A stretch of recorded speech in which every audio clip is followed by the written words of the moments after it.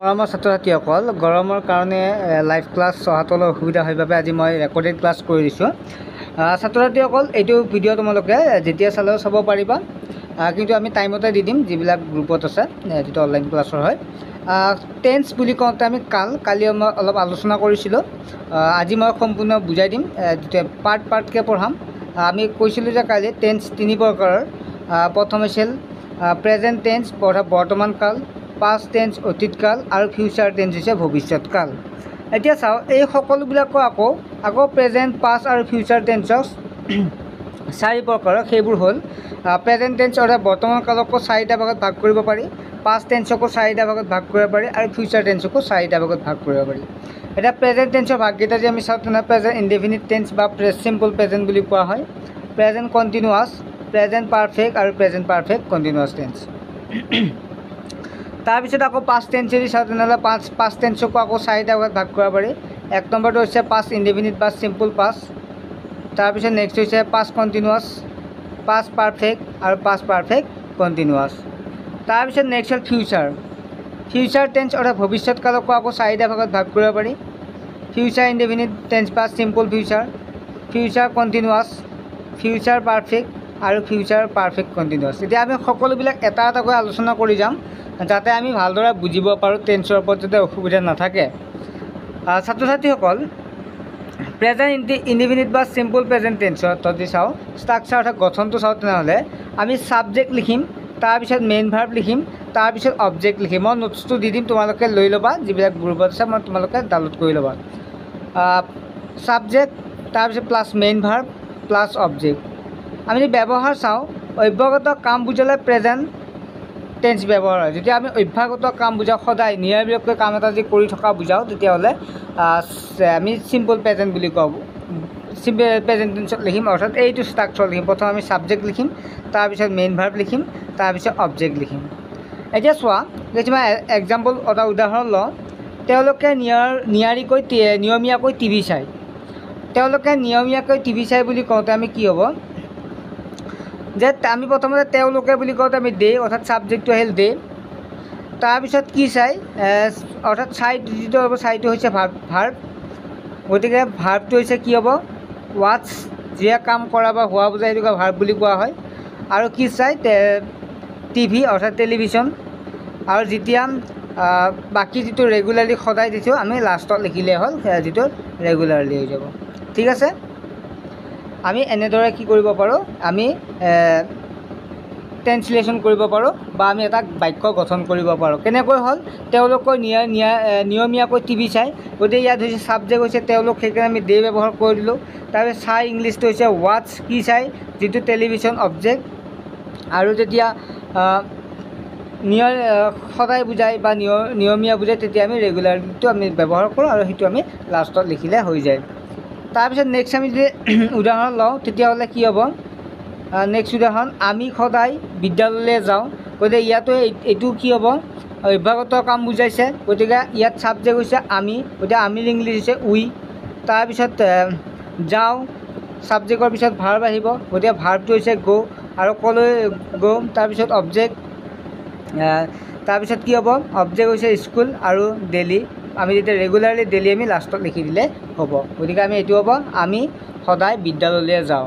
তাৰপিছত নেক্সট আহমেদ সদায় জিমলৈ যায়। একেদৰে আহমেদ কি হ'ব, আহমেদ সদায় জিমলৈ যায়। গতিকে Ahmed goes to the gym daily. ঠিক আছে, গতিকে আমি এনেদৰে কি কৰিব পাৰোঁ, আমি প্ৰেজেণ্ট টেন্সত থাকিলে আমি গঠনটো আমি লিখিব পাৰোঁ। আমি subject, main verb plus object. আমি এক নম্বৰ গম পালোঁ যে নিয়মটো চিম্পল প্ৰেজেণ্ট কেতিয়া হয়, যেতিয়া অভ্যাসগত কাম বুজোৱা হয়। এতিয়া অভ্যাসগত কামৰ উপৰিও যেতিয়া আমি চিৰন্তন সত্য বাক্য বুজাওঁ, অৰ্থাৎ চিৰসত্য অৰ্থ প্ৰকাশ যেতিয়া কৰোঁ, তেতিয়াও প্ৰেজেণ্ট ইনডেফিনিট টেন্স হয়। এতিয়া উদাহৰণ দি চাওঁ, তেনেহ'লে পৃথিৱী সূৰ্যৰ চাৰিওফালে ঘূৰে। এইটো চিৰসত্য, আমি সকলোৱে জানো, পৃথিৱীৰ সকলো মানুহে জানে যে কি হয়, পৃথিৱী সূৰ্যৰ চাৰিওফালে ঘূৰে। গতিকে এইটো চিৰসত্য বাক্য, আমি সকলোৱে জানো। গতিকে এনেকুৱা বাক্যটো আমি কি কৰিব লাগে, ছাবজেক্ট, ভাৰ্ব আৰু অবজেক্ট লিখিব লাগে। গতিকে পৃথিৱী হৈছে ছাবজেক্ট, গতিকে আৰ্থ লিখিলোঁ। ঘূৰে ইংলিছটো আমি যিটো ভাৰ্ব হৈছে হিৰ' ঘূৰে, তাৰপিছত ঘূৰে ইংলিছ কি হ'ব, আমি দিছোঁ ৰিভল্ভছ। তাৰপিছত এৰাউণ্ড দ্য ছান, একেবাৰে সহজ হয়, পৃথিৱী সূৰ্য চাৰিওফালে ঘূৰে।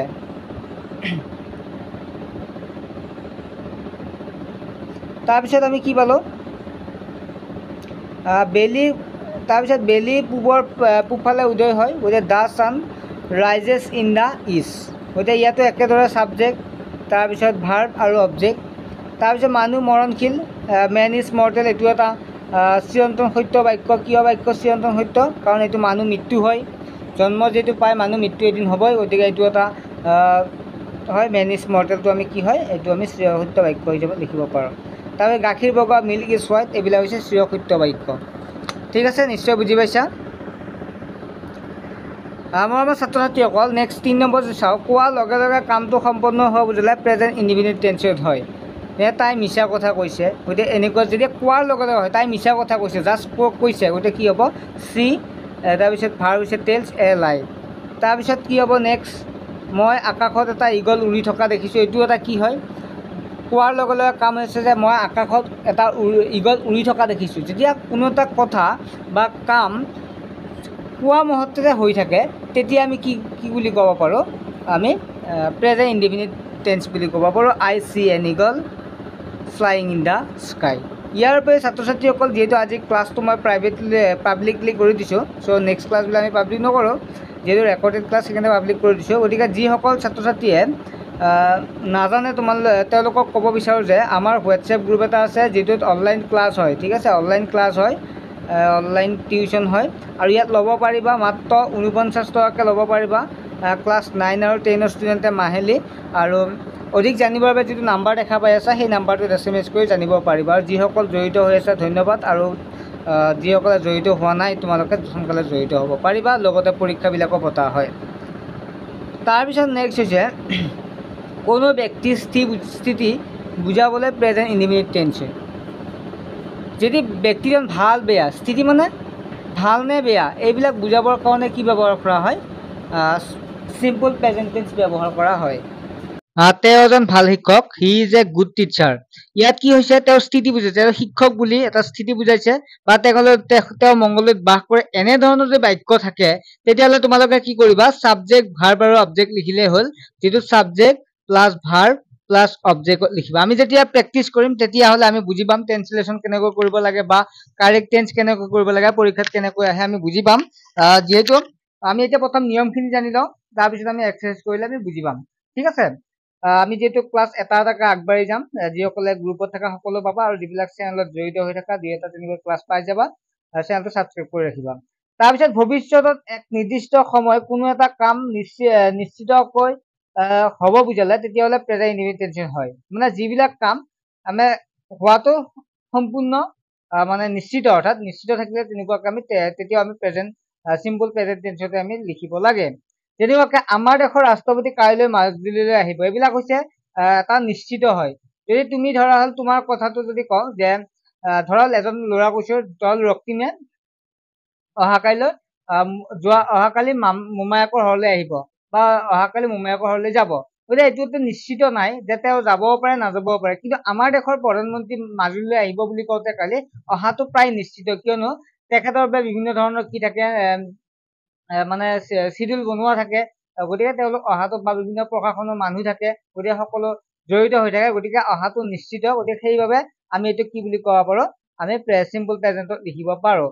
যেনে হি প্ৰেচিডেণ্ট, এইটো এক মিনিট, প্ৰেচিডেণ্ট হ'ব, দ্য প্ৰেচিডেণ্ট হ'ব, হি নহয়, the president of our country comes to Majuli tomorrow, এইবিলাকত কি আমি লিখিব পাৰোঁ, আমি চিম্পল প্ৰেজেণ্টৰ, অৰ্থাৎ ছাবজেক্ট প্লাছ ভাৰ্ব প্লাছ অবজেক্টত লিখিব পাৰোঁ।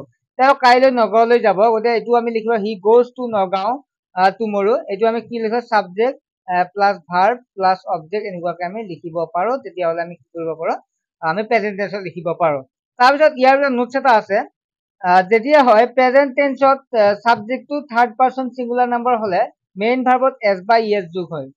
যেনেকুৱা আমি হিটো যিহেতু থাৰ্ড পাৰ্চন ছিংগুলাৰ নাম্বাৰ, সেইকাৰণে কি হৈছে, সেইকাৰণে গোজ হৈছে, যিটো গ'টো ভাৰ্ব যিহেতু, তাৰপিছত ইএছ যোগ হৈছে।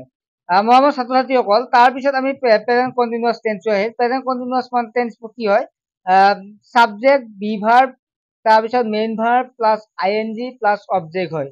যিবোৰ বাক্য কোনো এটা কাম বৰ্তমান হৈ থকা বা চলি থকা বুজালে তেনেবোৰ বাক্যকে আমি প্ৰেজেন্ট কণ্টিনিউয়াছ টেন্স বুলি ক'ব পাৰো।